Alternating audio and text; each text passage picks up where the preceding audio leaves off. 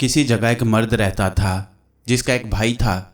फिर एक औरत थी जो उस मर्द के भाई को चाहती थी, लेकिन भाई की एक खूबसूरत बीवी थी, इसलिए वो उस औरत को नहीं चाहता था बल्कि उल्टा उसका मजाक उड़ाता था। अब हुआ यूं कि उस औरत ने, जो लोमड़ी जैसी होशियार और चालाक थी, एक चाल चली। उसने मर्द से कहा, मैं तुम्हें चाहती हूँ, तुम अपने भाई से जंग छेड़ दो और अगर तुम फतेहयाब हुए तो मैं तुमसे शादी कर लूँगी। मर्द बखूबी जानता था कि औरत जो कुछ कह रही है वो सब झूठ है, लेकिन वो उस खूबसूरत औरत की मोहब्बत में अंधा हो रहा था। इसलिए उसने उस मक्कार औरत की खुशनुदी हासिल करने के लिए अपने भाई से जंग छेड़ दी। जब बहुत से आदमी मारे गए तो भाई ने भाई से कहा, तुम मुझे क्यों कत्ल करना चाहते हो? मैंने क्या गुनाह किया है? क्या बचपन में हम दोनों साथ नहीं खेले? क्या उस वक्त से लेकर आज तक मैंने तुमसे मोहब्बत नहीं की? जब तुम मुसाइब में घिर जाते थे तो क्या मैं तुम्हारा साथ नहीं देता था? क्या हमने खड़े होकर अपने दुश्मनों का मुकाबला नहीं किया? बाप के मरने के बाद हमने मवेशी और ज़मीन आपस में बराबर तकसीम नहीं की? फिर समझ में नहीं आता कि मेरा वो भाई जो दुनिया में मुझे सबसे ज़्यादा अजीज़ है, मुझे क्यों कत्ल करना चाहता है? दिल की आंखें खुल गईं और उसे साफ नज़र आ गया कि वो जो कुछ करने चला था वो सरासर हमाकत और शैतानी काम था। उसने अपने हथियार रख दिए और भाई से बगलगीर हो गया और दोनों एक ही गांव में मिलजुल कर हंसी खुशी रहने लगे। कुछ अरसा बाद वही खूबसूरत औरत मर्द के पास आई और कहा, जो कुछ होना था सो हो चुका, मैं तुम्हारी बीवी बनने आई हूँ। मर्द जानता था कि औरत झूठी है, वह फिर कोई चाल चलेगी, लेकिन जैसा कि मैं कह चुका हूँ वो अंधा हो चुका था। चुनाचे उसने उससे शादी कर ली। शादी की पहली रात थी और मर्द गहरी नींद सो रहा था। औरत, जो अब उसकी बीवी थी, बड़ी आहिस्तगी से उसके पहलू से उठी। उसने मर्द की कुल्हाड़ी उठाई और चुपके से भाई की झोंपड़ी में रींग गई और बड़ी खामोशी से उसे कत्ल कर दिया। फिर वो शेरनी की तरह वापस मर्द की झोंपड़ी में आई। बेवकूफ़ मर्द अब तक गहरी नींद सो रहा था और उसका भाई एक फरेबकार औरत के हाथों नींद में कत्ल हो चुका था। औरत ने खून आलूद कुल्हाड़ी मर्द के पहलू में रख दी और रातों रात गांव से बाहर निकल गई। सुबह हुई तो गांव के लोग चीखों पुकार करने लगे कि सोमता को कत्ल कर दिया गया। इसी तरह से चिल्लाते हुए वो मर्द की झोंपड़ी में घुस आए। उन्होंने देखा कि वो अब तक सो रहा था और खून आलूद कुल्हाड़ी उसके पहलू में पड़ी हुई थी। लोगों को पिछली जंग याद आ गई और उन्होंने कहा, देखा, इसने अपने भाई को कत्ल कर दिया। गड़बड़ सुनकर मर्द की आंख खुल गई और इससे पहले कि मुश्तिल हजूम उसकी तिक्का बोटी उड़ा देता, वो उठा और भीड़ को चीरता हुआ झोंपड़ी से निकलकर एक तरफ भागा। इत्तफाकन उसी रास्ते में वही मक्कार औरत मिल गई जो उसकी बीवी थी। मर्द ने कुल्हाड़ी उठाकर उस पर वार किया और एक ही वार में उसका काम तमाम कर दिया, लेकिन मौत उस मक्कार के शैतानी कारनामों पर पर्दा नहीं डाल सकी। और बागून, अपने भाई के कत्ल का इल्ज़ाम उस मर्द पर भी उतना ही आता है जितना कि उस औरत पर। वो अपनी नज़रों में भी मुजरिम और गुनाहगार है, क्योंकि उसने सब कुछ जानते हुए उस औरत से शादी की और उसे मौका दिया कि वो उसके भाई को कत्ल कर दे। अपने अंधेपन की सज़ा उस मर्द को ये मिली कि अब वो बेवतन है और उसके अपने गांव के लोग उसको भुला चुके हैं, और अगर उसे कोई याद भी करता है तो उसके वजूद पर लानत भेजने के लिए वो मर्द अब जंगल जंगल और सहरा सहरा आवारा कुत्ते की तरह भटक रहा है। और आखिरकार वो किसी वीरान गोशे में ज़ख्मी हिरन की तरह गुमनामी की हालत में सिसक सिसक कर मर जाएगा। लोग कहेंगे कि वो नमक हराम और एहसान फरामोश था कि उसने अपने भाई को सोते में कत्ल कर दिया। लानत हो उस पर। औरतों के मकरो फ़रेब से हर वक्त होशियार रहो। औरतों को हुस्न की दौलत अता हुई है जिसके ज़रिए वो हर एक को बेवकूफ़ बना सकती है। बूढ़े जुल्लू ने अपनी कहानी ख़त्म की और मैंने देखा कि वो खुद भी अपनी कहानी से बेहद मुतासिर हुआ था। उसने सर झुका लिया और आंसू के चंद कतरे उसके रुखसारों पर लुढ़क आए। कुछ देर बाद उसने आहिस्ता आहिस्ता अपना झुका हुआ सर उठाया और कहा, बागून, वह बदनसीब और बेवकूफ़ मर्द मैं ही हूँ। मैं जो कुछ कहता हूँ उसे गौर से सुनो। मुझे नज़र आ रहा है, बागून, कि जो हालत मेरी हुई वही तुम्हारी होने वाली है। एक आलाकार की सी, उस खच्चर की सी जो बेगुनाह है, मगर अपनी हिमाकतों के सबब उसने अपनी पुश्त पर दूसरे के गुनाहों का बोझ भी लाद लिया है। बागून, गुज़िश्ता रात जब तुम खातून शब का ताक़ुब कर रहे थे, मैं तुम्हारे पीछे था, और जब उसने नलिप्था की ख्वाबगाह में तुम पर हमला किया उस वक्त भी मैं वहीं मौजूद था, और जब तुमने उसे पत्थर की दीवार में नागिन की तरह रींग जाने दिया उस वक्त भी मैं सब कुछ देख रहा था, और मैंने समझ लिया कि तुम मशहूर हो गए थे। खातून शब ने तुम पर जादू कर दिया था। ताज्जुब तो ये है बागुन कि एक हक परस्त ने बातिल का साथ दिया और वो शख्स जो हमेशा सही रास्ते पर चला करता था गलत रास्ते पर जा चढ़ा। मेरे अच्छे सरदार, अगर मेरी ये बातें तुम्हें तल्ख मालूम हो रही हों तो मुझे मुआफ़ करना, लेकिन ये आवाज़ मेरे दिल की गहराइयों से निकल रही है। अब तुम अहद करो कि खातून शब से नहीं मिलोगे, ताकि जब तुम कब्र के तारीख गड्ढे में जाकर सो तब लोग इज़्ज़त और एहतराम से तुम्हारा नाम लें और फिर तुम्हारी भी मुझ जैसी या फिर मुझसे भी बुरी हालत ना हो जाए। बस मैं कह चुका। एस्लोपोगास की यह लंबी चौड़ी तकरीर गुड खामोशी से सुनता रहा, लेकिन कहानी के आखिर में बूढ़े जुलू ने गुड को बराह रास्त मुखातिब किया और कहानी का रुख एकदम से उसकी तरफ मुड़ गया तो गुड का चेहरा शायद शर्म और खजालत से सुर्ख हो गया। आखिरकार जब उसने ज़ुबान खोली तो इतनी आजिज़ी और इनकिसारी से कि जो उसकी शान के खिलाफ थी। उसने खसियानी हंसी हंसते हुए कहा कि मुझे अपने फ़राइज़ की तालीम एक वैशी जुल्लू से लेनी पड़ेगी, लेकिन जो बात हम सोच भी नहीं सकते वो अचानक हो जाती है। दोस्तों, तुम नहीं जानते कि मैं कितनी शर्मिंदगी और परेशानी महसूस कर रहा हूँ और मैं इसका सज़ावार भी हूँ। वाकई मैं चाहता तो सोराइसिस को सिपाहियों के हवाले कर सकता था, लेकिन मैंने ऐसा नहीं किया या ना कर सका।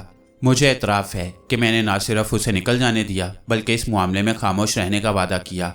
उसने मुझको लालच दिया था कि अगर मैं उसके शैतानी हथकंडों में शरीक हो जाऊं तो वो मुझसे शादी करके जोवेंदी का बादशाह बना देगी, लेकिन खुदा का शुक्र है कि उसने मुझे इतना कहने की जुर्रत अनायत की कि उसके लिए मैं अपने दोस्तों को नहीं छोड़ सकता। दोस्तों, मैं वाकई गुनाहगार हूँ और हर सज़ा का मुस्तहिक। तुम जो चाहो मुझे सज़ा दे लो, मैं उफ ना करूँगा। वो जाने के लिए पलटा। गुड, हेनरी ने कहा, 1 मिनट रुक कर मुझसे भी एक कहानी सुनते जाओ। और हेनरी ने अपना और सोराइसिस का वो तमाम वाक़या बयान कर दिया। गुड एक तो वैसे ही मलौल था, लेकिन उसे इतना यकीन तो ज़रूर था कि सोराइसिस को उससे मोहब्बत ना से ही उनसीयत ज़रूर है। लेकिन हेनरी का वाक़या ऊँट की पुश्त पर आखिरी तिनका साबित हुआ। उसकी उम्मीदों पर ओस पड़ गई और रंग जर्द हो गया। बहुत बहुत शुक्रिया दोस्तों कि तुमने मुझे अंधे कुएं में गिरने से बचा लिया, उसने कहा। यह तो मुझे आज ही मालूम हुआ कि तुम लोग कामयाब नासे भी हो। वो पलट कर चल दिया और मैंने अपने दिल में उसके लिए बेपनाह हमदर्दी का जज्बा महसूस किया। वो दिन आम दरबार का था। कुछ ही देर बाद हम दरबार में जा रहे थे कि रास्ते में गुड मिल गया। उसकी हालत वाकई काबिल रहम थी। बेख्तियार मेरा दिल भर आया। जब हम दरबार में पहुंचे तो पुजारी और उमरा आ चुके थे और नलिप्था अपने तख्त पर बैठी हस्बे मामूल सियासी मामलात पर बहस कर रही थी। दरबारियों के चेहरे से मालूम होता था कि उन्हें फ़िलहाल आम मामलात से कोई दिलचस्पी न थी, क्योंकि खाना जंगी की अफवाह मैलोसिस में फैल चुकी थी। सोराइसिस का तख्त खाली था। हम नलिप्था को सलाम करके अपनी मखसूस जगह पर बैठ गए। कुछ देर तक हस्बे मामूल काम होता रहा। दफ़अतन कमरे के बाहर से बिगल चिल्ला उठे।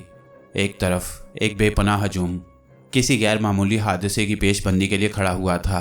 बिगल की आवाज़ के साथ ही महल के बाहर हज़ारों आवाज़ें बुलंद हुईं। Psoriasis, psoriasis. महल से बाहर रेत के पहियों की सरसराहट सुनाई दी और दरबार में सन्नाटा छा गया। कमरे के इंतहाई सिरे पर पर्दे हटाए गए और खातून शब दरबार में दाखिल हुई। वो तन्हा न थी, उसके साथ निहायत कीमती लिबास में मलबूस पेशवाए आज़म रिगून था और उन दोनों के पीछे मोहब्बत के दूसरे पुजारी। उन सब की आमद का मकसद वाज़ेह था। पुजारियों की मौजूदगी में और भरे दरबार में सोराइसिस को हिरासत में लेना नामुमकिन था। पुजारियों के पीछे उमरा और फिर उनके पीछे मुसल्ला सिपाही थे। सोराइसिस के चेहरे पर एक ही नज़र डालने से पता चल जाता था कि वो उस वक्त शरारत पर तुली हुई है। शाही लिबास की बजाय वो पुजारियों का चोगा पहने हुए थी और सर पर सोने की सी टोपी रखी हुई थी। उसके हाथ में चांदी का निहायत खूबसूरत खिलौने जैसा छोटा सा नेज़ा था। वो अपने हुस्न पर नाज़ाओं मगरूराना शान से आगे बढ़ी। लोगों ने दाएं बाएं हटकर उसके लिए रास्ता बनाया। मुकद्दस पत्थर के सामने आकर वो रुक गई। उसने अपने दोनों हाथ पत्थर पर टेक दिए और बुलंद आवाज़ में तख्त नशीन नलिप्था को मुखातिब किया। सलाम ए मलका, उसने कहा। सलाम मेरी अजीज़ बहन, आओ करीब आओ। मलका, मैं कुछ कहने आई हूँ, तुमसे कुछ मांगने आई हूँ। कहो, क्या कहती हो? मांगो सोराइसिस, क्या मांगती हो? दुनिया में ऐसी क्या चीज़ है जो मैं अपनी प्यारी बहन को, जो मेरी मुमलिकत में बराबर की शरीक है, नहीं दे सकती? मलका, मैं सिवाय इसके कुछ नहीं चाहती कि मैं जो कुछ दरियाफ्त करूं वो मुझे और इन दरबारियों को सच सच बता दो। क्या ये सही है कि तुम इस अजनबी भेड़िए को अपना शौहर बनाना चाहती हो? उसने हेनरी की तरफ इशारा किया। क्या यही वो शख्स नहीं है जो तुम्हारी ममलिकत और तुम्हारे बिस्तर में बराबर का शरीक होगा? भेड़िए का लफ्ज़ सुनकर हेनरी बहुत जुज़बुज़ हुआ। उसने सोराइसिस की तरफ झुकते हुए नीची आवाज़ में कहा, मलका, कल तो आपने बजाय भेड़िए के मुझे निहायत ही प्यार भरे नामों से मुखातिब किया था, फिर आज यकायक इतनी नफ़रत का इजहार क्यों? सोराइसिस अपने होंठ चबाने लगी और उसका चेहरा सुर्ख हो गया, लेकिन उसने हेनरी की बात का कोई जवाब ना दिया। अब रही नलिफ्था, तो जब उसने देखा कि उसकी और हेनरी की मोहब्बत का राज फाश हो ही चुका है और झूठ बोलने से कोई फ़ायदा नहीं, तो उसने सोराइसिस के सवाल का जवाब एक निराले तरीके और बड़ी दलेरी से दिया, और इस यकीन के साथ कि ये उसकी पहली फतह होगी। वो तख्त से नीचे उतरकर हेनरी के सामने जा खड़ी हुई। फिर उसने अपने हाथ पर लिपटा हुआ सोने का सांप की शक्ल का कड़ा खोलकर हेनरी से झुक जाने को कहा। हेनरी ने उसके हुक्म की तामील की। उसने नलिफ्था के सामने अपने घुटने फर्श पर टेक दिए। नलिफ्था ने सोने का सांप अपने आशिक की गर्दन के गिर्द लपेट दिया और उसकी पेशानी चूमते हुए कहा, मेरे प्यारे आका, तुमने देख लिया सोराइसिस। जब दरबारियों की भिनभिनाहट कम हुई और हेनरी खड़ा हो गया तो नलिफ्था ने कहा, मैंने अपनी जंजीर अजनबी भेड़िए की गर्दन में डाल दी है और अब यही भेड़िया मेरा जीवन साथी और मेरी जान का मुहाफिज है। अपनी बहन मलका और उसके तमाम साथियों को मेरा यही जवाब है। फिर उसने मुस्कुराकर हेनरी की तरफ देखा और उसकी गर्दन में पड़े हुए सांप की तरफ इशारा करते हुए कहा, घबराओ नहीं एनकोबो, शायद ये तौक तुम्हें इस वक्त वजनी मालूम हो, लेकिन वो खालिस सोने का है और तुम्हारी गर्दन को जख्मी नहीं करेगा। वो मजमा की तरफ घूम गई। खातून शब, रिगुन, पुजारियों और उमरा, तुम सब गवाह रहना कि मैं तुम्हारे सामने इस अजनबी को बतौर अपने शौहर के कबूल करती हूँ। अब वो मेरा है और मैं उसकी।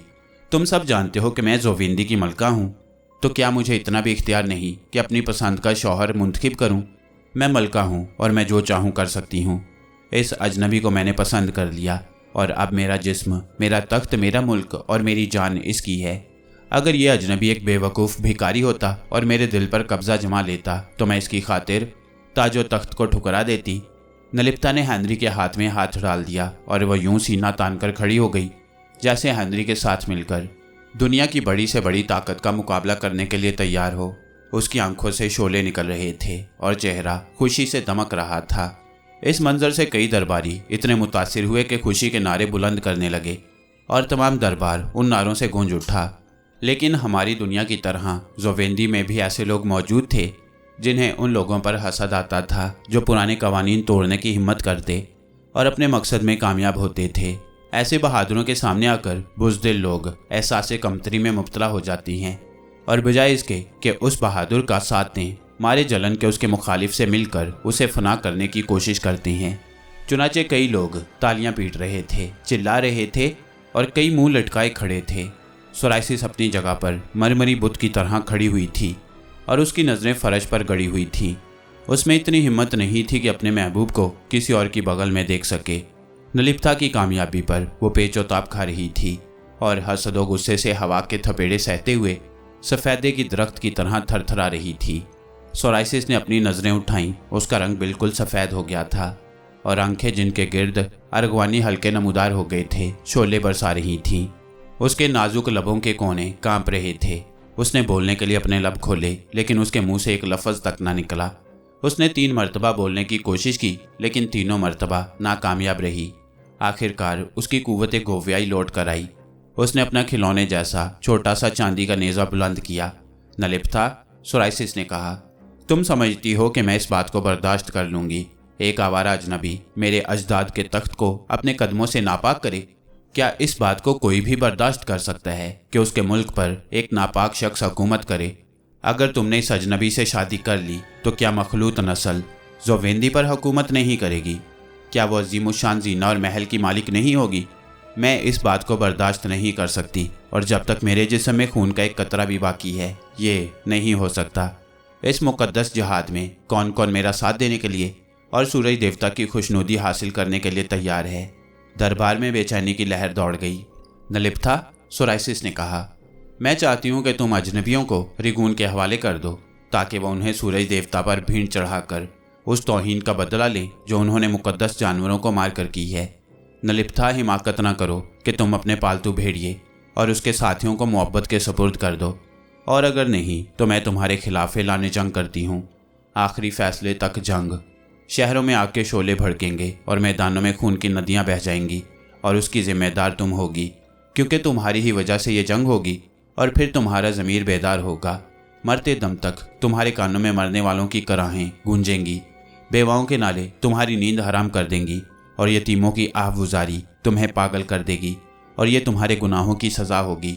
नलिप्था, मैं तुम्हें खबरदार करती हूँ कि तुम्हें तख्त पर से घसीट कर जीने की चोटी पर से लुढ़का दूंगी, ताकि तुम इस अजीमुशान जीना और महल को अपने वजूद और अपनी औलाद से नापाक ना कर सको। तुम्हारी हड्डियाँ सुरमा हो जाएंगी और तुम्हारी चीखें आसमान पर जाएंगी, लेकिन सूरज देवता भी तुम्हारी कोई मदद ना कर सकेंगे, क्योंकि उनके नज़दीक भी तुम गुनाहगार हो। और ए अजनबी लोगों, तुम्हें सोने के पत्थर में लपेट कर मोहब्बत की छत पर बने हुए फरिश्तों के बिगल से टांक दिया जाएगा, ताकि तुम तड़प तड़प कर जान दो और लोग तुम्हें देखकर इबरत हासिल करें। हाँ, बागुन जिसने एक बार मेरी मदद की है, मेरा साथ देने के लिए तैयार हो तो उसकी जान बख्शी की जा सकती है। गुड ने सर हिलाकर अंग्रेजी में कहा, ऐसा नहीं हो सकता, और एनकोबो किसी और तरीके से मारा जाएगा, इबरतनाक तरीके से। सोराइसिस दम लेने के लिए रुक गई। जज्बात की फरावानी से उसका चेहरा कांप रहा था और पूरा मजमा खौफ व हैरत से बुड़बुड़ा रहा था। और अब नलिप्था ने बड़ी शान और सुकून से जवाब दिया, सोराइसिस, तुमने जिस तरह से गुफ्तगू की है और मुझे धमकी दी है, अगर इसी तरह से तुम्हें जवाब दूं तो वो तुम्हारी शान के खिलाफ होगा। अगर तुम मेरे मुकाबले पर आ ही गई तो मजबूरन मुझे भी हथियार उठाने पड़ेंगे। मेरे हाथ तुम्हें नर्म व नाजुक मालूम होते हैं, लेकिन वक्त आने पर तुम्हें पता चल जाएगा कि ये फौलाद जैसे सख्त हैं। मैं ना तो तुमसे डरती हूँ और ना ही तुम मेरा कुछ बिगाड़ सकती हो, लेकिन मेरी आंखें उन बेगुनाहों के लिए ज़रूर आंसू बहाएंगी जो तुम्हारी खुदगर्जी और रकाबत की भीड़ चढ़ जाएंगे। सोराइसिस, मैं तुमसे नहीं डरती, तुमसे जिसने गुज़िश्ता कल ही मेरे आका के सामने अपनी बेपनाह मोहब्बत जताकर उसको मुझसे छीन लेने की कोशिश की। तुम उसके सामने गिड़गिड़ाती रहीं, तुमने उसके कदमों पर अपना मगरूर सर रख दिया, और कल ही तुमने इस शख्स के सामने अपने अजदाद का तख्त पेश किया था, जिसे आज तुम अजनबी भेड़िया कहती हो। दरबार पर एक सन्नाटा छा गया, और तुम ही तो गुज़िश्ता रात खुफिया दरवाजे से मेरी ख्वाबगाह में इस नापाक इरादे से चोरों की तरह दाखिल हुई थी कि मुझे अपनी बहन को सोते में कत्ल कर दो ताकि तुम्हारा रास्ता साफ हो जाए। और ये झूठ है, सरासर झूठ है। रिगून और उसके साथी चिल्लाए, नहीं, ये झूठ नहीं है। मैंने आगे बढ़कर खंजर का टूटा हुआ फल रिगून और दरबारियों को दिखाते हुए कहा, मलका सोराइसिस, इस खंजर का दस्ता कहाँ है? हाँ, ये झूठ नहीं, गुड ने फर्ज शनास और वफादार दोस्त की तरह कहा। मलका पर हमला करते हुए खातून शब को मैंने ही पकड़ लिया था, और खंजर मेरे सीने पर टूटा है। वाह, भला कभी किसी के सीने पर भी कहीं खंजर टूटा है? रिगून ने हंसते हुए कहा, ठीक है मुकद्दस बुजुर्ग, खंजर वाकई किसी के सीने पर नहीं टूटता, लेकिन मैं लोहे की कमीज पहने हुए था जिस पर खंजर, नेज़े और तलवारें भी टूट जाती हैं। ये देखिए। और गुड ने अपने कोट के बोताम खोलकर उसके नीचे पहनी हुई जिरहा लोगों को दिखाई। कौन कौन मेरा साथ देने के लिए तैयार है? बाजी बिगड़ती देखकर सोराइसिस चिल्लाई, और फिर उसने नीची आवाज़ में गुड से कहा, बेवकूफ़ अजनबी, तुम ही तो हो जो मेरी मोहब्बत का गीत गाया करते थे। मैं तुम्हारी मोहब्बत की कदर करती हूँ और कामयाब होने पर तुम्हें जोवेंदी का बादशाह बना देती, लेकिन तुमने अपनी हिमाकत से ये नादिर मौका खो दिया। तुम ही मेरे शोहर भी होते, लेकिन तुमने अपने हाथों अपनी दरख्शां किस्मत पर स्याही फेर दी। खैर बागुन, मुझे ये इत्मीनान तो ज़रूर है कि मैंने तुम्हें नज़र न आने वाली जंजीरों में जकड़ रखा है जो कभी ना टूट सकेंगी, और तुम जिंदगी भर तड़पते रहोगे। जंग जंग जंग, वो चिल्लाई। इस मुकद्दस पत्थर पर हाथ रखकर मैं कसम खाती हूँ कि उस वक्त तक चैन न लूँगी जब तक कि जोवेंदी को अजनबियों से पाक न कर लूँ। खातून शब का जो हक पर है और फताह कामरानी जिसके कदम चूमती है, कौन साथ देने के लिए तैयार है? सोराइसिस के इन अल्फाज के साथ ही दरबार में कबतरी फैल गई। दरबारियों में से कई एक सोराइसिस के करीब जा खड़े हुए, और सोराइसिस के साथियों में से कई एक नलिप्था की तरफ चले आए। नलिप्था का एक अफसर कुछ देर तक खड़ा रहा और फिर तेजी से उस दरवाजे की तरफ चला जिसमें से सोराइसिस अपने साथियों के साथ गुजर रही थी। एस्लोपोगास खामोश खड़ा बड़ी दिलचस्पी से यह ड्रामा देख रहा था। जब वो अफसर सोराइसिस का साथ देने के लिए चला तो जुल्लू ने तेजी से यह नतीजा अखज़ किया कि अगर वो अफसर खातून शब से जा मिला तो नलिप्था की निसफ फौज भी उससे जा मिलेगी। चुनाचे वो तीर की तरह लपका और दरवाजे के करीब ही अफसर को जा लिया। अफसर ने पलटकर बड़ी फुर्ती से अपनी तलवार बेनियाम की और एस्लोपोगास पर वार किया। जुलू ने एक वैश्याना नारे के साथ एक तरफ हटकर उसका वार खाली किया और फिर अपने इनकोसी कास की छेदनी से दुश्मन के माथे पर ठोंग मारने लगा। चंद ही सेकंड की बात थी। अफसर धम से मरमरी फर्श पर लुढ़क गया। वो मर चुका था और ये आने वाली खौफनाक जंग का दिबाचा था। दरवाजे बंद कर दो। मैं चिल्लाया कि शायद हम सोराइसिस को बाहर जाने से रोकने में कामयाब हो जाएं, लेकिन मेरा हुक्म काफ़ी देर में मुहाफिजों के पास पहुंचा। सोराइसिस का आखिरी सिपाही भी महल से बाहर जा चुका था। एक ही मिनट बाद घोड़ों की टापों रित के पहियों की गिड़गिड़ाहट सुनाई दी और यूं सोराइसिस बगोले की तरह मेलोसिस से चली गई और उसने शुमाल का रुख किया, जहां आरिस्तौंद नामी एक मुकाम पर जो मेलोसिस से 130 मील के फासले पर वाक़ है, उसने अपनी फौज कायम की थी। इसके बाद मेलोसिस में एक हलचल मच गई। सिपाहियों, अफसरों और उमरा की आमदोरफ्त और जंगी तैयारियों से मेलोसिस की फिजा में एक तलातुम बर्पा हो गया और एक बार फिर बूढ़ा एस्लोपोगास महल के कोने में बैठकर बड़े इन्हमाक से अपने अनकोसी कास पर धार रखने में लगा हुआ था। बहरहाल एक शख्स फरार होने में नाकामयाब रहा और वो था पेशवा आजम रैगून, जो हमारे ख्याल से सोराइसिस का सबसे बड़ा सहारा और इस साजिश का बानी था। जब हमें पता चला कि रेगून गिरफ्तार हो चुका है तो मैं, हेनरी और नलिप्था बाहम मशवरा करने लगे कि उसके साथ क्या सलूक किया जाए। मैंने कहा कि उसे कैद कर दिया जाए, लेकिन नलिप्था ने नफ़ी में सर हिलाकर कहा कि इस कार्रवाई से लोग मुश्तिल हो जाएंगे। अगर मैं फतहयाब हुई, नलिप्था ने कहा, तो पुजारियों की कुव्वत तोड़ दूंगी और उनकी जारी करदा वो बेकार रसूमात और उनकी रंग रलियों को अपने पैरों तले कुचल दूंगी। काश के बूढ़ा रेगून उस वक्त मौजूद होता। नलिप्था की अल्फाज सुनकर उसकी हालत काबिले दीद होती। नलिप्था ने जिस नफरत और गुस्से से ये अल्फाज अदा किए, उन्हें सुनकर मुकद्दस रेगून ज़रूर डर जाता। अगर हम उसे कैद नहीं कर सकते तो उसे आज़ाद कर दिया जाए, यहाँ उसकी कोई ज़रूरत नहीं, हेनरी ने कहा। नलिप्था ने अजीब नज़रों से हेनरी की तरफ देखते हुए मुर्दा आवाज़ में कहा, क्या वाकई मेरे आका यही समझते हैं कि रेगून की हमें कोई ज़रूरत नहीं? हाँ, हेनरी ने कहा, उसकी मौजूदगी या गैर मौजूदगी हमारे लिए बराबर है। ना तो उसकी मौजूदगी से हमें कोई फ़ायदा पहुंच सकता है और ना गैर मौजूदगी से नुकसान। वो हमारे किसी काम का नहीं। नलिप्था ने कुछ कहा नहीं, लेकिन उसने ऐसे प्यार और शर्म से हेनरी की तरफ देखा कि वो उन शर्मीली नज़रों का मतलब समझ गया। ओह मलका, तुम्हारा मतलब है कि, हेनरी ने बेखुद होते हुए कहा, यानी कि तुम इन हालात में भी, यानी कि जबकि हर चार तरफ बेचैनी फैली हुई है, तुम मुझसे शादी करने के लिए तैयार हो? मैं कुछ नहीं कहती। हाँ, अगर मेरे आका की मर्जी हो तो पुजारी भी मौजूद है और सूरज देवता की कुर्बानगाह भी। और उसने महल में बने हुए छोटे से शाही मंदिर के दरवाजे की तरफ इशारा किया। सुनो मेरे आका, हफ्ता अशरा में या उससे भी पहले तुम मुझसे रुखसत होकर मैदान जंग में पहुंच जाओगे। मेरी तमाम फौज की कमान तुम्हारे हाथ में होगी। जंग में मौत आज़ादाना घूमती है और लोगों को बिला तकल्लुफ दबोच लेती है। मैदान जंग में लोग जख्मी भी होते हैं और मरते भी हैं। अगर कहीं तुम वापस ना आ सके तो मैं तुम्हारी याद अपने दिल में लिए उसके सहारे जी लूँगी, क्योंकि तुम कानूनी तौर पर मेरे हो चुके होगे। उसकी आंखों से आंसू बह निकले। ये भी हो सकता है मेरे आका, उसने कहा, कि मुझसे ताजो तख्त छीन लिया जाए और साथ ही मेरी और तुम्हारी ज़िंदगी भी ख़त्म कर दी जाए। सोराइसिस बड़ी ताकतवर है और अगर कहीं कामयाब हो गई तो हमारे साथ कोई रियायत नहीं करेगी। मुस्तकबिल के बारे में कौन पेशनगोई कर सकता है कि क्या होगा?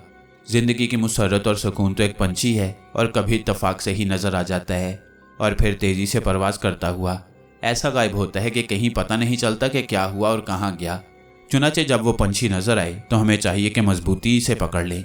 इनको मुस्तकबिल के खुशगवार ख्याल से हाल को नज़रअंदाज कर देना अक्लमंदी नहीं। आओ इनको, जो कुछ करना है आज ही कर लो।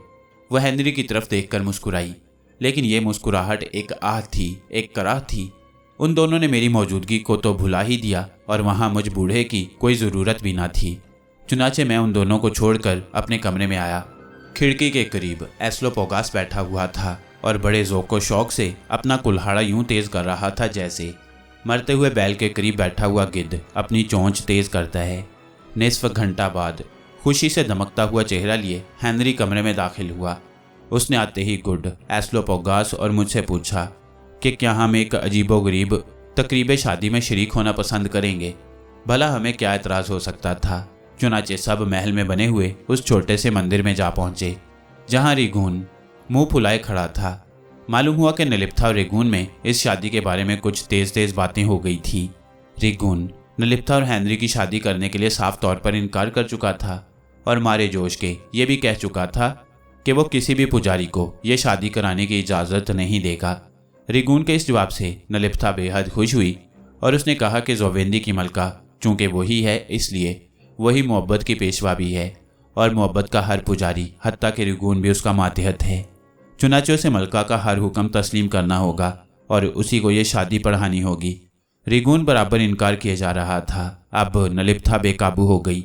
मैं पेशवा को ना तो कोई सज़ा दे सकती हूँ और ना ही उसे कैद कर सकती हूँ, उसने दांत पीसते हुए कहा। ऐसा करने से उसके मातहत पुजारियों की चीखों पुकार से आसमान के तारे टूटकर जोवेंदी पर बरस पड़ेंगे।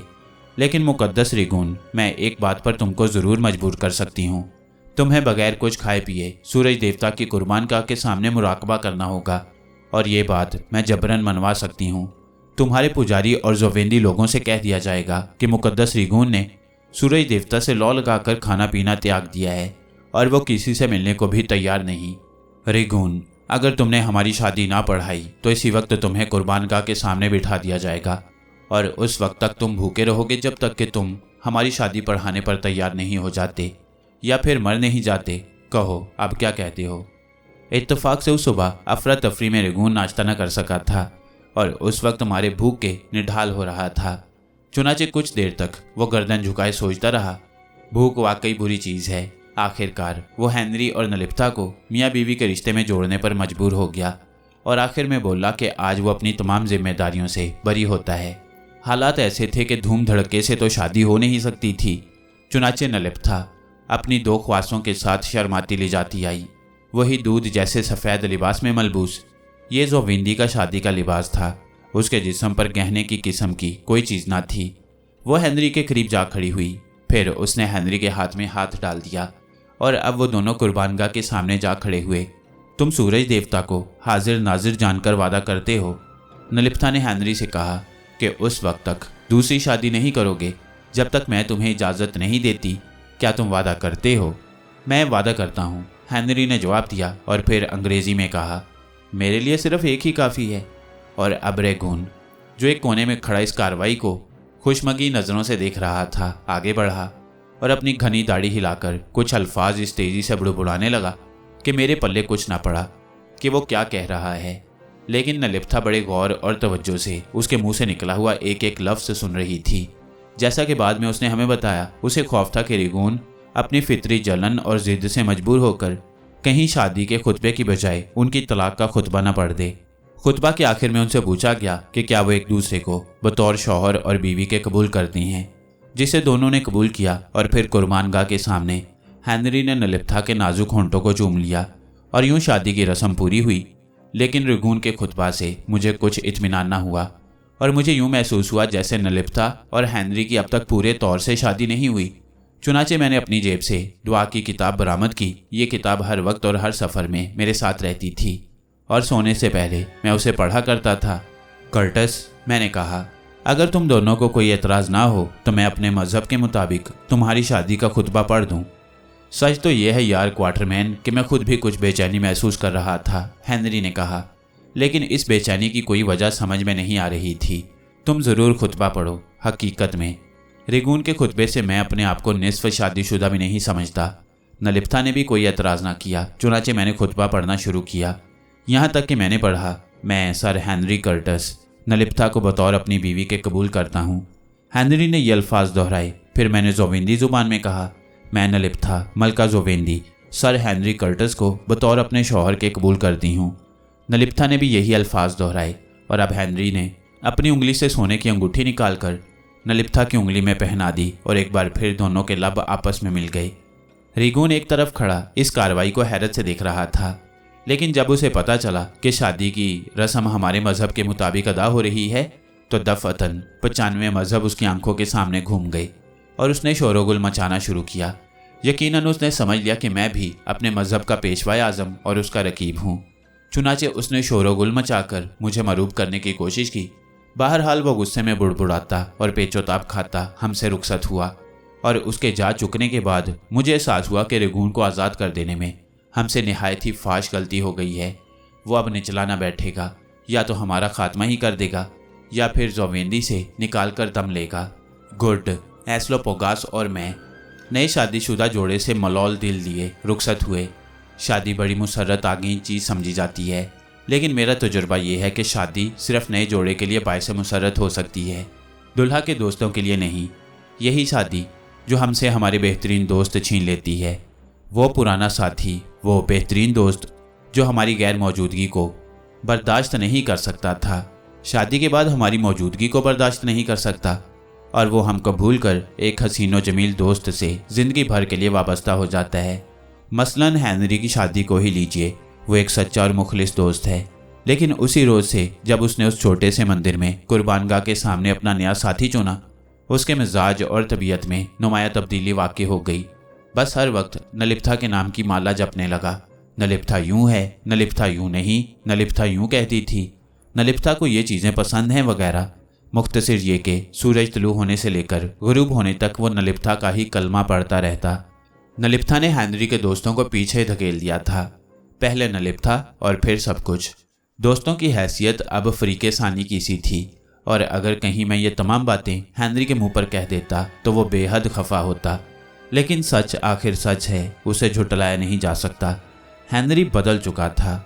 नलिप्था ने उस पर जादू कर दिया था, उसे मशहूर कर दिया था, और उस जादू का असर ये था कि वो सोचने पर मजबूर था कि उसने नलिप्था से शादी की है, एलन क्वार्टरमैन और गुड से नहीं कि हर वक्त उनके पास बैठा रहे।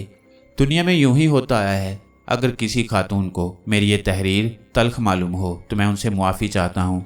यकीनन वह मुझे हासिद, बेवकूफ़ और सठियाया हुआ बूढ़ा के खिताबात से अनायत करेंगी, लेकिन वो क्या जाने कि दोस्तों के बिछड़ने का गम कितना शदीद होता है। हमने खामोशी से खाना ख़त्म किया और रंजो गम को भुलाने जोवेंदी शराब के जाम पर जाम चढ़ा रहे थे कि एक खादिम घबराया हुआ आया और उसने एक ऐसी हैरतनाक खबर सुनाई कि हम अपना रंजो गम भूल गए। एस्लोपोगास ने अल्फोंसे की इसलिए मुरम्मत की थी कि उसने जुल्लू को धोखे से मछली खिला दी थी। अब हुआ यूं कि उसी रोज़ से अल्फोंसे बेहद मलौल और दिल बर्दाश्ता रहने लगा। एक रोज़ वो अपना दिल बहलाने और बोरियत दूर करने के लिए तफरी को निकला और ख्यालात में मगन बड़े मोहब्बत की दूसरी तरफ चला गया। उस तरफ खूबसूरत बागात और घास के मैदान फैलते चले गए थे।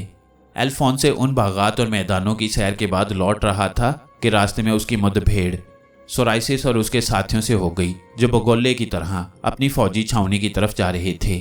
सोराइसिस की नज़र अल्फोंसे पर पड़ी तो उसने अपनी रिथ रोक ली और इशारे से अल्फोंसे को अपने करीब बुलाया। बेखबर और बेवकूफ़ बावर्ची अभी सोराइसिस के करीब पहुंचने भी ना पाया था कि सिपाहियों ने उसे पकड़कर एक रिथ में डाल दिया और उसे लेकर हवा हो गए। बकौल हमारे खबर रसां के उस वक्त अल्फोंसे बेतहाशा रो रहा था और बुरी तरह चीख रहा था। पहले तो मैं हैरान रह गया कि अल्फोंसे को अपने साथ ले जाने में सोराइसिस की कौन सी मसलहत पोशीदा थी और उस मस्करे से उसे कौन सा फ़ायदा पहुंच सकता था। काफ़ी जहन लड़ाने के बाद एक हल समझ में आया। हम तीनों जोविंदी में एक ख़ास मुकाम और एक ख़ास अहमियत हासिल कर चुके थे। एक तो इसलिए कि हम पहले अजनबी थे जो उनके मुल्क में आए थे, और दूसरा इसलिए कि वो हमें लाफानी कुव्वतों का मालिक और बेहद आलिम समझते थे। इसमें कोई शक नहीं कि सोराइसिस ने अजनबी भेड़ियों के खिलाफ जो ऐलान जंग किया था उस पर पुजारी और उमरा तो लब्बैक कह सकते थे, लेकिन अवाम नहीं। कदीम जोवेंदी लोग कदीम रूमियों की तरह नई नई दिलचस्पियों की तलाश में रहते, और हम चूँकि उनके लिए एक नई और अनोखी चीज़ थे इसलिए उनकी तमाम दिलचस्पियाँ हमसे और सिर्फ हमसे वाबस्ता होकर रह गई थीं। हेनरी का मर्दाना हुस्न और उसकी काबिल रश्क सेहत जोवेंदी में ज़रबुल मिसल बन चुकी थी और लोग बड़ी इज्जत और एहतराम से उसका नाम लेते थे।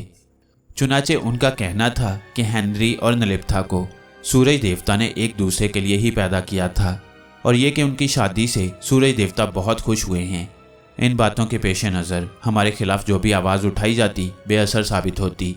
ये बात सोराइसिस भी बखूबी जानती थी। उस सरजमीन में जहाँ खाना जंगियाँ आम हों, किसी पुरानी अदावत या वाक़े को याद दिलाकर लोगों को हुकूमत के खिलाफ भड़काना बहुत आसान होता है। सोराइसिस जैसी चालाक औरत के लिए ये कोई मुश्किल बात ना थी, और उसने कई एक गढ़े मुर्दे खोद भी लिए। लेकिन चूंकि मुल्क में हमारी काफ़ी शोहरत और इज्जत थी और हमारी धाक भी बैठी हुई थी, इसलिए सोराइसिस अपनी इन कोशिशों में कुछ ज़्यादा कामयाब न हुई और इसलिए अब ज़रूरी हुआ कि वो हम में से किसी और को अपने साथ ले जाए और उसे अजीम तरीन अजनबी के रूप में लोगों के सामने पेश करे और ये भी कहे कि ये अजीम तरीन अजनबी सोराइसिस की हक परस्ती से इतना मुतासिर हुआ कि अपने साथियों को छोड़कर उससे आ मिला। तजवीज़ ऐसी थी जो कभी पिट नहीं सकती थी। इस ख्याल के पेश नज़र वो गुड को बहला फुसला कर अपने साथ मिलाना चाहती थी और अगर गुड उसके जाल में फंस गया होता तो वह उस वक्त तक उसे अपने साथ रखती जब तक कि उसका मकसद पूरा नहीं हो जाता और फिर वो गुड को बेकार चीज़ की तरह घोड़े के ढेर पर फेंक देती। लेकिन गुड उसके जाल में न फंसा तो उसने अल्फोंसे पर ही कनायत की। इसमें कोई शक नहीं कि अल्फोंसे तनोतूश में गुड से कुछ ज़्यादा मुख्तलिफ ना था, सिवाय इसके कि वो निस्बतन पस्ता कद था। लेकिन उसका क्या इलाज कि उसके चेहरे पर हमाकत और बुज़दिली बरसती थी। लेकिन सोराइसिस उसी मस्करे और बुज़दिल शख्स को अजीम बागून के रूप में लोगों के सामने पेश करना चाहती थी। मैंने गुड से सोराइसिस की इस चालाकी का जिक्र किया तो वो बेहद खफा हुआ। क्या? वो गर्जा, वो पस्ता कद मस्खरा वो बनेगा, यानी अल्फोंसे और मैं? ये कैसे हो सकता है? यानी कि ओ खुदा, मुझे डूब मरना चाहिए, मुझे इस मुल्क से चले जाना चाहिए। हाय हाय, मेरी तमाम शोहरत, मेरा तमाम हुस्न खाक में मिला जाता है, मुझे मर जाना चाहिए। मैंने गुड को समझाने की बहुत कोशिश की लेकिन कामयाब ना हुआ। खैर, तो उसी रात कमरे में तन्हा मैं और गुड थे। हेनरी अपनी हसीनो जमील बीवी के साथ हुजरा अरूसी में बंद था और मुझे यूं महसूस हो रहा था कि मैं हेनरी की शादी से नहीं बल्कि उसे दफना कर लौटा हूँ। दिन भर मैं और गुड उदास उदास रहे और बहुत कम सो सके और सुबह होते ही जंगी तैयारियों में जुट गए। नलिप्था ने जो पैगामात 2 रोज़ पेशतर इर्द गिर्द के उमरा और अफसरों को रवाना किए थे अपना असर दिखा रहे थे। सिपाही गिरोह दर गिरोह मैलोसिस में दाखिल हो रहे थे और उनके भारी कदमों की चाप से मैलोसिस के दरो दीवार कांपते मालूम हो रहे थे। शादी के बाद हेनरी और नलिप्था के दर्शन कभी इत्तफाक से ही हो जाते थे, चुनाचे तमाम इंतजामात मुझे और गुड को करने होते। सारा दिन हम अफसरों के साथ दिमाग खपाते, जंग के नक्शे तैयार होते, रास्ते मुकर्रर किए जाते, पड़ाव की निशानदेही की जाती, फौज को कितने हिस्सों में तकसीम किया जाए, किस तरह से कूचो क्याम हो, राशन का इंतज़ाम, अफसरों को मशवरे और दूसरी 1000 बातें थी जिन्हें हमें तैयार करना होता। और रात को जब हम अपने बिस्तरों पर दराज होते तो दिमाग भिन्नाया हुआ होता और इतने थके हुए होते कि एक ही करवट में सुबह कर देते। पहले ही 2 रोज़ में ये बात वाज़ेह हो गई कि हम 40,000 प्यादा फौज और 20,000 सवारों के साथ मैदान जंग में जा सकते हैं। हालात के पेश नज़र इतने सिपाहियों का फराहम हो जाना गनीमत था। हमें यह भी मालूम हुआ कि नलिप्था की खास फौज में से निस्फ लोग अलग होकर सोराइसिस से जा मिले हैं। ये खबर ज़रा परेशान कुन थी, लेकिन हमने इसे कोई अहमियत ना दी। लेकिन अगर हमारी फ़ौज कसीर थी तो हमारे जासूसों की इतला के मुताबिक सोराइसिस की कसीर तर। सोराइसिस ने अपनी फ़ौजी छावनी जोवेंदी के मजबूत तरीन किला और शहर अरस्तोंद में कायम की थी और सोराइसिस के साथ बहुत से नामवर उमरा मिल चुके थे। उसकी इज्तमाई ताकत के सामने हर कसो नाकस कांप रहा था। नाश्ता अपने वैशी कोहिस्तानियों को लेकर सोराइसिस की मदद के लिए चल पड़ा था। ये कोहिस्तानी जोवेंदी के बहादुर तरीन सिपाही थे। एक दूसरा अमीर बलोशा नामी भी 12,000 सिपाहियों के साथ अरिस्तोंद पहुंच गया था। बहरहाल ये बात यकीनी थी कि सोराइसिस की फ़ौज हमारी फ़ौज से कहीं ज़्यादा थी, हमारी फ़ौज से करीबन 3 गुना ज़्यादा। फिर खबर आई कि सोराइसिस ख़ास मैलोसिस पर हमला करने के लिए अरिस्तोंद से चल पड़ी है और अपने पीछे पूरा मुल्क छोड़ रही है। अब एक निहायत अहम सवाल दरपेश था, क्या मैलोसिस में रहकर सोराइसिस के हमले का इंतज़ार किया जाए या फिर आगे बढ़कर कहीं रास्ते में ही उससे जंग छेड़ दी जाए। जब हमसे मशवरा तलब किया गया तो मैंने और साथ ही हेनरी ने भी कहा कि मैलोसिस में हाथ पर हाथ धरे बैठे रहना हमाकत है। अगर हम किलाबंद हो गए तो सोराइसिस और उसके सिपाही शेर हो जाएंगे, इसलिए सोराइसिस को रास्ते में ही रोक लेना चाहिए ताकि उन पर हमारा रोब छा जाए। तय हुआ कि सोराइसिस को रास्ते में ही रोक लेना बेहतर होगा। नलिप्था ने भी हमारी तजवीज़ की तायद की। जोवेंदी का एक बड़ा सा नक्शा मंगा कर बिछा दिया गया। सोराइसिस के हेडक्वार्टर अरिस्तोंद से कोई 30 मील इधर और मैलोसिस से सिर्फ 19 मील के फासले पर छोटी छोटी सरसब्ज पहाड़ियों का सिलसिला चला गया था और उन पहाड़ियों के बीच में से एक 1.5 मील चौड़ा रास्ता गुजरता था। पहाड़ियाँ कुछ ज़्यादा बुलंद न थीं, लेकिन फिर भी अगर उस रास्ते की नाकाबंदी कर दी जाती तो छोटी सी फौज बड़ी आसानी से एक बड़े लश्कर को रोक सकती थी। नलिप्था बड़े गौर से नक्शा देख रही थी। उसने कुछ देर बाद अपनी शहादत की उंगली पहाड़ियों के बीच में से गुजरते हुए रास्ते के एक सिरे पर रख दी और अपने शौहर की तरफ देखकर गर्दन हिलाते हुए कहा, इस जगह तुम्हारा और सोराइसिस का सामना होगा। मैं इस जगह से वाकिफ़ हूँ और मुझे यकीन है कि सोराइसिस की फ़ौज और तुम्हारी फ़ौज का मुकाबला इसी जगह होगा। और मुझे ये भी यकीन है एनकोबो कि सोराइसिस तुमसे शिकस्त खा जाएगी। हेनरी ने कोई जवाब ना दिया। उसके चेहरे से फिक्र और तशवीश के आसार हवीदा थे। तीसरे रोज़ मैं और हेनरी मैदान जंग की तरफ रवाना हुए। छोटे से दस्ता को छोड़कर तमाम उमरा और अफसर अपने अपने दस्तों के साथ रात ही में रवाना हो गए थे और उनके जाने के बाद शहर खाली खाली और सूना नज़र आ रहा था, जैसे मेलोसिस में कोई बसता ही ना हो। एक तो वैसे ही हमारी फ़ौज कम थी और अगर उसमें से भी कुछ मेलोसिस की हिफाजत के लिए छोड़ दी जाती तो और भी कम हो जाती। लेकिन चूंकि दुश्मन हमारे सामने था और पुष्ट की तरफ से हमले का कोई खदशा ना था, इसलिए गिनती के सिपाही मेलोसिस में छोड़ दिए गए। शहर के तमाम नौजवान हमारे साथ थे और हमारे चले जाने के बाद शहर में खांसते कंखारते बूढ़ों और बुढ़ियाओं के अलावा कोई ना था। गुड और एस्लोपोगास रात ही को रवाना हो गए थे। नलिप्था मुझे और हेनरी को रुखसत करने शहर के दरवाजे तक आई। वो सफ़ेद बुर्राक घोड़े पर, जिसका नाम रोज़े रोशन था, सवार थी। ये घोड़ा अपनी तेज़ रफ्तारी के लिए पूरे जोवेंदी में मशहूर था। नलिप्था की आंखें सूजी हुई और सुरख थीं। वो बड़ी बहादुरी से इस सब्र आजमा इम्तिहान में पूरी उतर रही थी। शौहर को मैदान जंग की तरफ रवाना करना, और वो भी इस हालत में कि उसके ज़िंदा वापस आने की बहुत कम उम्मीद हो, बड़े दिल गुर्दे का काम है। मेलोसिस के शुमाली दरवाजे से बाहर आकर उसने अपना घोड़ा रोक लिया। गुज़िश्ता कल नलिप्था ने सिपाहियों और अफसरों के सामने ऐसी पुरजोश और वलवला अंगेज़ तकरीर की थी और अफसरों को कुछ इस ढंग से फतह का यकीन दिलाया था कि वो नलिप्था पर अपनी जान निछावर करने के लिए बेचैन हो उठे थे। और जब वो दस्तों का मुआयना कर रही थी तो सिपाहियों ने ऐसे जोशो खरोश से नारे बुलंद किए कि मुझे ज़मीन लरसती हुई महसूस हुई।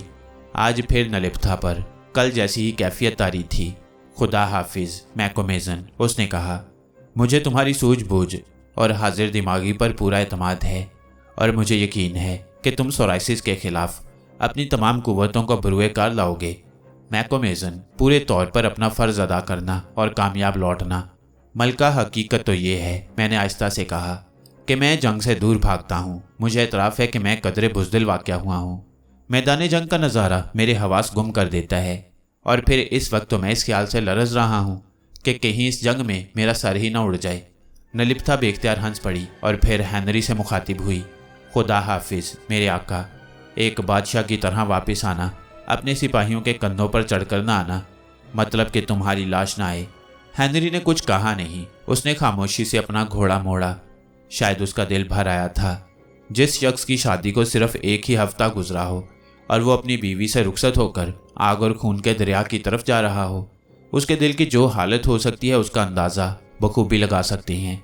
जब तुम दुश्मन को ज़ेर करके लौटोगे, नलिप्था ने कहा, तो मैं इसी जगह तुम्हारा इस्तकबाल करूंगी।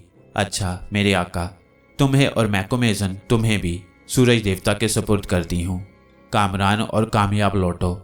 और हम आगे बढ़ गए। 50 गज आगे बढ़कर हमने पलट कर देखा। नलिप्था बदस्तूर अपनी जगह पर खड़ी हमारी तरफ देख रही थी। हमने दूर से सलाम किया और आगे रवाना हुए। अभी हमने निस्फ मील ही तय किया होगा कि हमारी पुश्त की तरफ से घोड़े के टापों की आवाज़ सुनाई दी। पलट कर देखा तो एक सिपाही घोड़े पर सवार नलिप्था के घोड़े रोज़े रोशन को अपने साथ खींचता हुआ हमारी तरफ आ रहा था। मलका ने अपना घोड़ा मेरे आका एनकोबो को रुखसती तोहफे के तौर पर अनायत किया है, उसने कहा, और उनसे ये भी कहा है कि ये घोड़ा तेज़ रफ्तारी में अपना सानी नहीं रखता। पूरे जोविंदी में एक भी घोड़ा ऐसा नहीं है जो इसकी गर्द को पा सके। हेनरी ने यह कहते हुए कि यह खूबसूरत घोड़ा ऐसे सख्त काम के लिए मुनासिब नहीं, तोहफा वापस लौटाना चाहा। उसने कहा कि उसका जी नहीं चाहता कि वो ऐसे आला घोड़े को जंग की भट्टी में झोंक दे, लेकिन मैंने इस ख्याल से कि कहीं नलिप्था का दिल न दुखे हेनरी को घोड़ा कबूल करने पर मजबूर किया। और उस वक्त कौन जानता था कि यही घोड़ा एक ऐसी खिदमत बजा लाएगा जो हमेशा यादगार रहेगी। जब हम माजी की तरफ निगाह करते हैं तो हैरान रह जाते हैं कि वाक़यात की कड़ियाँ किस तरह से मिलती जाती हैं। हेनरी ने घोड़ा कबूल कर लिया। क्या शानदार घोड़ा था।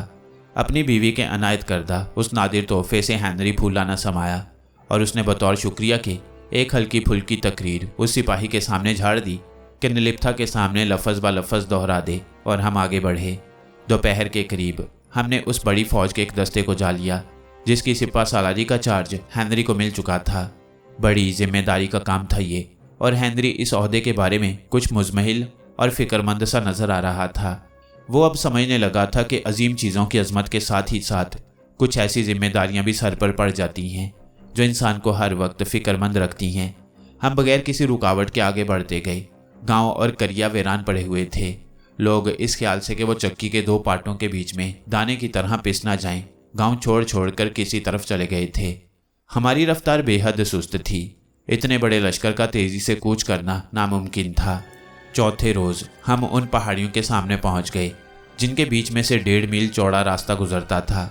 हमने उस दर्रे से 2 मील दूर कैंप किया और फौरन ही हमारे जासूसों ने आकर इतला दी कि सोराइसिस माँ अपने लश्कर के दर्रे की दूसरी तरफ और उससे कोई 10 मील दूर मुकीम है। वो रात बड़ी बेचैनी से गुजरी और सुबह होते ही हमने 1500 सवारों को रवाना कर दिया कि दर्रे पर कब्जा जमा लें। अभी हमारे सवार अपनी जगह पर जमने भी ना पाए थे कि सोराइसिस के सिपाहियों ने, जिनकी तादाद हमारी सिपाहियों जितनी ही थी, उन पर हमला कर दिया और एक छोटी सी जंग के बाद हमारे 30 सिपाही मारे गए। बड़ी अफरा तफरी में हमने अपने सवारों के लिए कमिक रवाना की, लेकिन सोराइसिस के सिपाही अपने जख्मियों और मकतूलों को साथ लिए वहां से हट चुके थे। हमारी फौज का कल्ब दर्रे के धाने पर पहुंच चुका था और मुझे कहने दीजिए कि नलिप्था का अंदाज़ा गलत ना था। वाकई वो जगह ऐसी थी कि मुट्ठी भर फौज टिड्डी लश्कर को बआसानी रोक सकती थी। घने जंगलात से पूर्व पहाड़ियों के बीच में से 1 मील तक निहायत ही गैर मुतवाजी रास्ता चला गया था।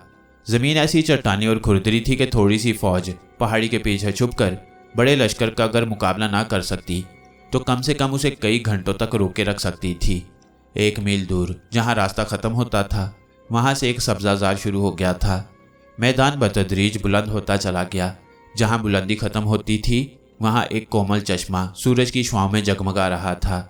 चश्मे के बाद से मैदान नीचे की तरफ ढलवान था, यानी रास्ते के इख्तिताम से चश्मे तक 1.5 मील चढ़ाई और चश्मे के दूसरी तरफ 1.5 मील से कुछ कम उतार। अगर इस खित्ता को किसी बुलंद जगह से देखा जाता तो यूं मालूम होता जैसे सब्जाजार की मौजें उठ रही हों। ये सब्जाजार 2.5 मील बुलंद होंगी और उनके बीच में से एक छोटा मगर नाहमवार रास्ता गुजरता चला गया था। नलिप्था ने सच कहा था। ये जगह जंग के लिए निहायत मौजूद थी और हम बआसानी टिड्डी दिल का मुकाबला कर सकते थे। ढलवान के इस तरफ हमने क्याम किया।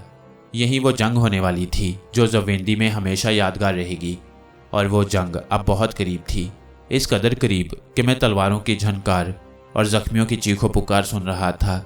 हमारी 60,000 फौज की तरतीब इस तरह से थी। बीच में 20,000 प्यादे जो तलवारों, नेज़ों और दिराई घोड़ों की ढालों से लैस थे, और हर सिपाही उसी जानवर की खाल का 4 आईना लगाए हुए था। ये गोया हमारी फौज का कल्ब था।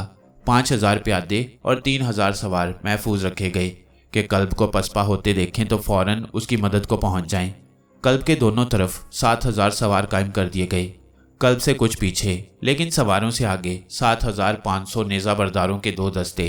ये दोनों दस्ते मिलकर हमारी फौज का दायां और बायां बाजू बनाते थे। नेज़ा बरदारों की नागहां पसपाई में 15,000 सवारों को तैयार रहने का हुक्म दे दिया गया। हेनरी कर्टस फौज का सिपा सालार था। कल्ब के 1,000 सवार मेरे मातहत थे और दायां बाजू गुड के मातहत। बकिया दस्ते जोवेंदी अफसरों के भरोसे पर छोड़ दिए गए।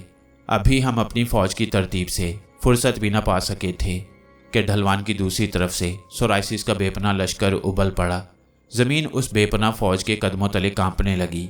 हमारे जासूसों ने गलत नहीं कहा था कि हमारा मुकाबला हमसे 3 गुना ज़ायद फौज से है। ख्याल था कि सोराइसिस आते ही हम पर हमला कर देगी, क्योंकि उसके सिपाही मारे जोश के बेताब हुए जा रहे थे। वो दांत पीसकर हमारी तरफ अपने नेज़े और तलवारें हिला रहे थे। लेकिन सोराइसिस ने अपने थके हुए सिपाहियों का ख्याल करके उस रोज़ जंग मुलतवी कर दी। उसकी फ़ौज की तरतीब भी बिल्कुल हमारी फ़ौज की तरह से ही थी। फ़र्क सिर्फ इस कदर था कि उसके महफूज सिपाहियों की तादाद हमारे महफूज सिपाहियों से ज़्यादा थी। हमारे दाएं बाजू के मुकाबिल सोराइसिस का बायां बाजू था और उस दस्ता में स्याफाम और वहशतनाक चेहरों वाले सिपाही थे जो सिर्फ तलवारों और नेज़ों से लैस थे। हमें बताया गया कि वो वैशी खूंखार कोहिस्तानी थे जिन्हें नाश्ता अपने साथ लाया था और जिनकी तादाद 25,000 थी। ओ खुदा, मैंने उन वैश्यों की तरफ देखते हुए कहा, गुड, ये लोग तो बिल्कुल उजड़ मालूम होते हैं, कल यही तुम्हारे दाएं बाजू से टकराएंगे। गुड ने कोई जवाब ना दिया, लेकिन उसके चेहरे से परेशानी साफ जाहिर थी। तमाम दिन हम उस्ताद खड़े दुश्मनों के हमले का इंतज़ार करते रहे, लेकिन कुछ ना हुआ। यहाँ तक कि दिन ढल गया और सब्जाजार में अनगिनत अलाव आसमान पर चमकते हुए तारों के मुकाबले में रोशन हो गए। लेकिन सिर्फ तारों से हार मानकर बुझने और राख होने के लिए वक्त गुजरता गया और एहसाब को दहला देने वाली गहरी खौफनाक खामोशी छाती गई।